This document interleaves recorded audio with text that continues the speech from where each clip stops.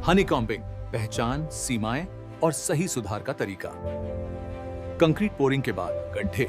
अगर खाली जगहें या एग्रीगेट साफ दिख रहे हैं तो ये सिर्फ फिनिशिंग का मुद्दा नहीं है, ये हनीकॉम्बिंग है और इसे नजरअंदाज करना स्ट्रक्चर की मजबूती के लिए खतरनाक हो सकता है। हनीकॉम्बिंग तब होती है जब कंक्रीट को ठीक से कॉम्पैक्ट नहीं किया जाता और सीमेंट मोर्टार एग्रीगेट्स के बीच की जगहों को पूरी तरह भरने में असफल हो जाता है। यह दोष कॉलम, बीम और स्लैब जैसे महत्वपूर्ण संरचनात्मक हिस्सों को गंभीर रूप से प्रभावित कर सकता है। आईएस कोड्स के अनुसार हनीकॉम्बिंग की सीमाएं, विशेष रूप से आईएस 456-2000 और एएस 4926, हनीकॉम्बिंग को 3 श्रेणियों में बांटा जाता है। अगर यह गैर संरचनात्मक क्षेत्रों में हो और गहराई 12 मिमी तक हो तो इसे हल्का हनीकॉम्बिंग माना जाता है और आमतौर पर स्वीकार्य माना जाता है। मध्यम 12 से 25 मिमी गहराई वाला हनीकॉम्बिंग ठीक किया जा सकता है, उचित मरम्मत मोर्टार या अनुमोदित यौगिकों का इस्तेमाल करके।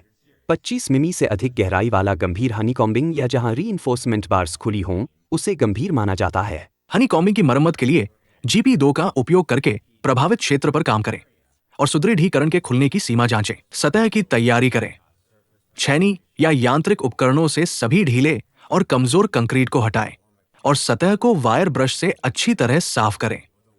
सतह को SSD स्थिति तक नम करें ताकि नया मोर्टार अच्छे से जुड़ सके। मजबूत चिपकाव सुनिश्चित करने के लिए नीडो बॉन्ड लगाएं पुराने और नए कंक्रीट के बीच। GP2 को 25 किलो के बैग के लिए 4.5 लीटर पानी के साथ सही अनुपात में मिलाएं। कम से कम 3 से 7 दिनों तक क्योरिंग करें।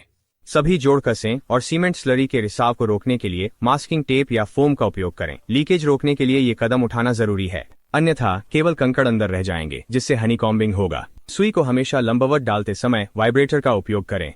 कम कंपन गुहा बनाते हैं जबकि अधिक कंपन से सामग्री का पृथक्करण होता है। कंक्रीट कार्यशीलता के लिए न तो बहुत सूखी और न ही बहुत गीली होनी चाहिए। सघन सुदृढ़ीकरण में प्रवाहशीलता बढ़ाने के लिए सुपर प्लास्टिसाइजर का उपयोग करें। मुक्त गिरावट की ऊंचाई नियंत्रित करें।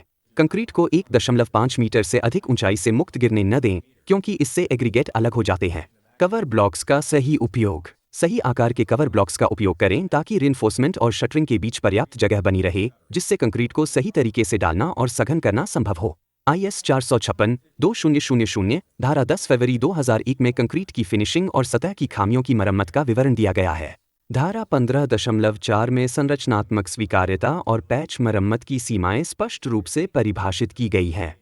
यदि किसी प्रमुख संरचनात्मक हिस्से, जैसे स्तंभ या बीम, में गंभीर हनीकॉम्बिंग दिखाई दे, तो विशेषज्ञ की सलाह के बिना कोई निर्णय न लें।